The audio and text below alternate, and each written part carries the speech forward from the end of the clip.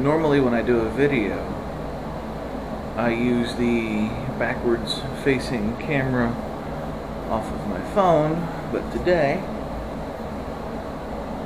in a way to try it out since it got wet the last time I used it, I'm holding my little action cam in my hand. I hope you guys can see me.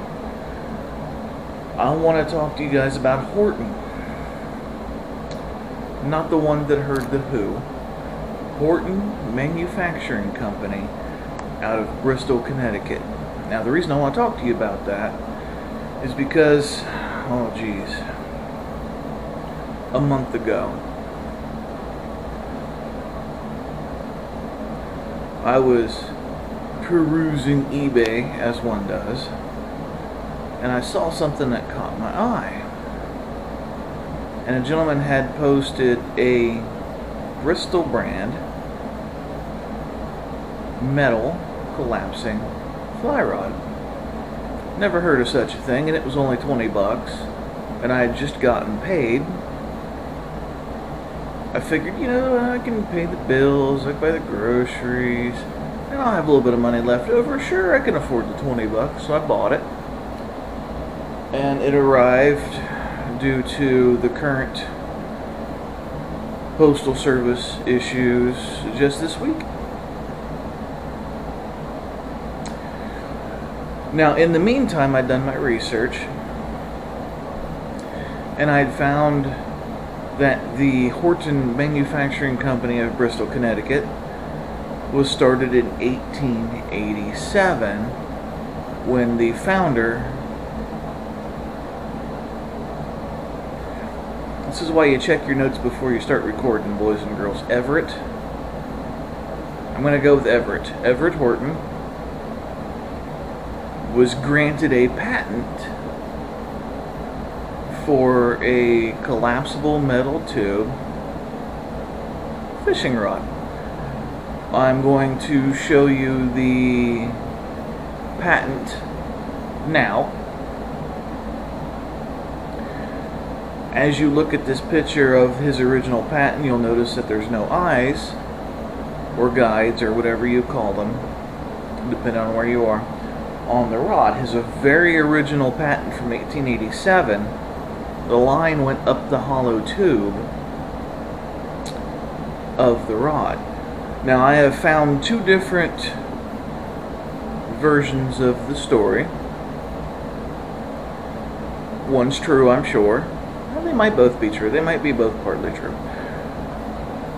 One version of the story I found is that Everett was a mechanic. At the time, there wasn't any cars to mechanic, so I imagine he worked on, carriages and buggies and that kind of thing. And he was an avid fly angler, and he went to a particular spot that was difficult to get to, and with his normal gear, he would get tangled up in the trees and stuff on the way, so he invented this collapsible metal fly rod with the line inside to keep from getting it tangled. The other version of the story that I read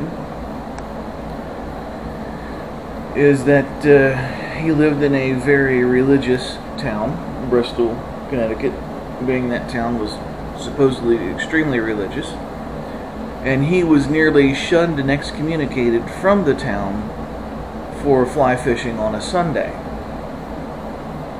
So his answer to that was to invent a fly rod that he could collapse and hide in his shirt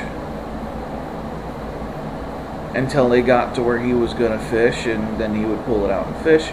I don't know which one of those is true, but they're fun little stories. In 1916,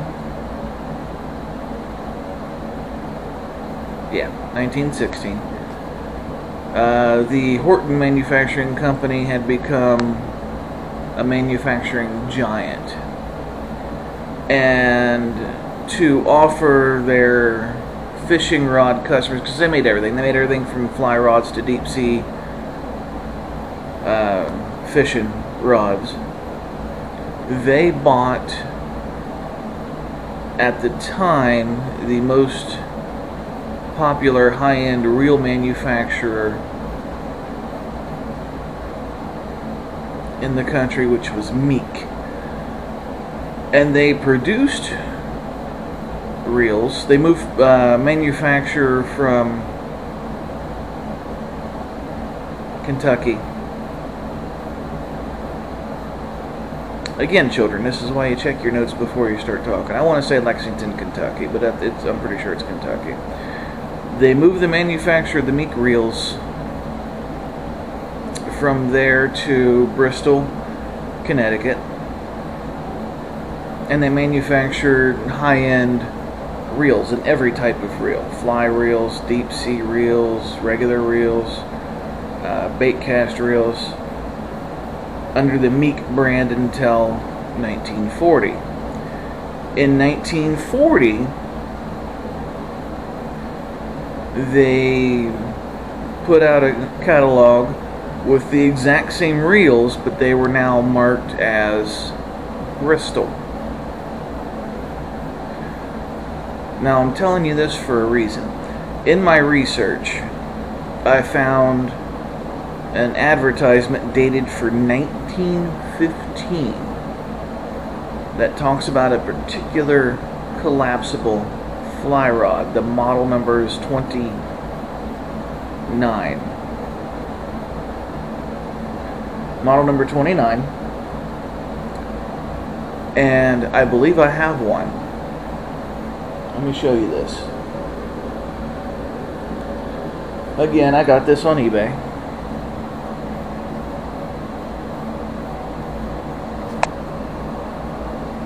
Here, let's flip the camera around so I can actually see what I'm recording. Let's try that. Now, as you can see, right there's the Bristol name. Oop, upside down, but let's flip it over. Right here is the Bristol name, which is what started all of this research, since I'd never heard of Bristol before. It's 100% intact. It works. And when I extended it out and measured it at home, I got like 7 foot 10 3/4 inches. The advertisement that I found talks about a rod that is, within a ½ inch of that extended, which is why I think this is a number 29. But of course, nowhere on this is there a number stamp, just the name Bristol in the reel seat right here. I don't know why there's a hole in the bottom. I couldn't tell you. And on a modern reel up the blank here, you'll have all the sizing information. There's nothing here. So again, educated guess that this is a number 29 Bristol collapsible metal tube fly rod from circa 1915. Now, I'm also going to show you something else, and I should have unzipped the bag before I started recording. There we go. Now, once I had realized how special this rod was, I knew I needed a reel to go with it. There we are. Once I realized... Sorry. Tired. It's 7 o'clock in the morning here. Anyway, once I realized how special and unique the Bristol brand of Horton manufactured fishing products were, I knew I needed to find a reel. Now, I was not able to find a Meek brand reel from early in the company's run, but I did find this.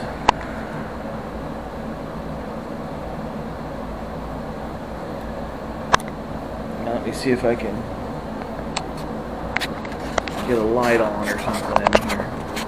Since it is just 7 o'clock in the morning, it's kind of dark. I figure I'll turn the light on. Hey, there's a light. Okay, now that says Bristol, number 66,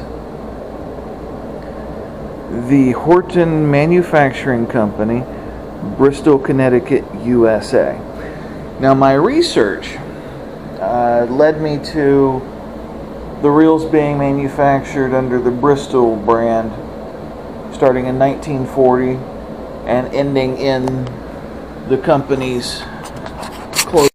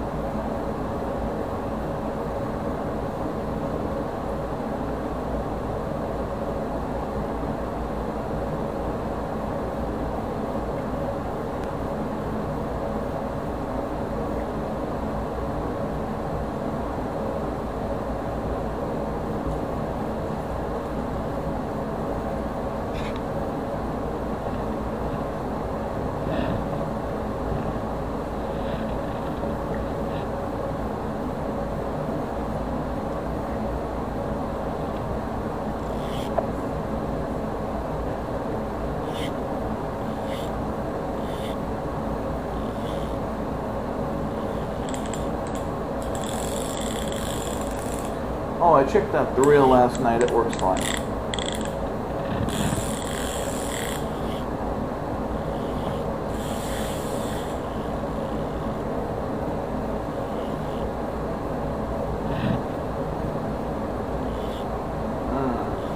I may not be able to get this knotted loop up through the guides. Got it through one. Got it through two.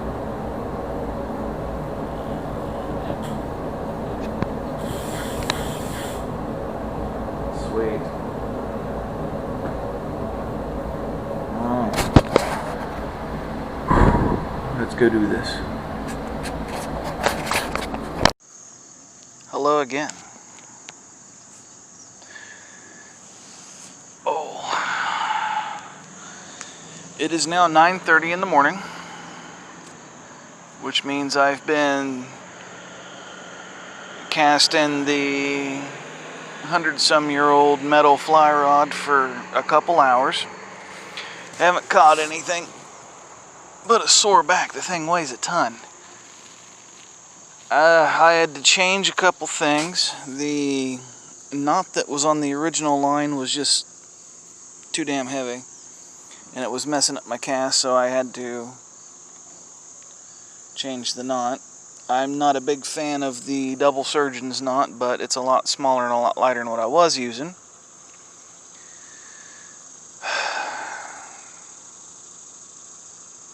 The boat dock where I have placed myself here at the marina has become very active, which has scared off all my fish. Matter of fact, here comes a truck hauling a boat right now to put in next to me. I think I'm done for now. We're gonna pick this up later. I'm sure I can. Two trucks hauling boats getting ready to put in right next to me. And I'm tired of having to get up and get out of people's way so they can put their boats in and stuff. So I've got another spot picked out, but I need some sustenance. And to see if there's a trick to casting one of these heavy-ass metal rods. And it could be that the line on the reel doesn't match. It is a sinking line, I found out, by the way. It is a cotton or linen or some kind of fabric textile line coated in wax, which I thought would be a floating line, but nope, it sinks. So I'm assuming that the wax coating is to prevent dry rot. Could be right, could be wrong, who knows. And I've been chucking, you know, a whole bunch of different flies out there, and I've had lots of strikes, but the fish in this particular spot where I'm sitting are about that big, and they're silver. I think they're a shad of some kind. And they're going after my stuff, but so far I haven't been able to find one with a mouth big enough to get hooked.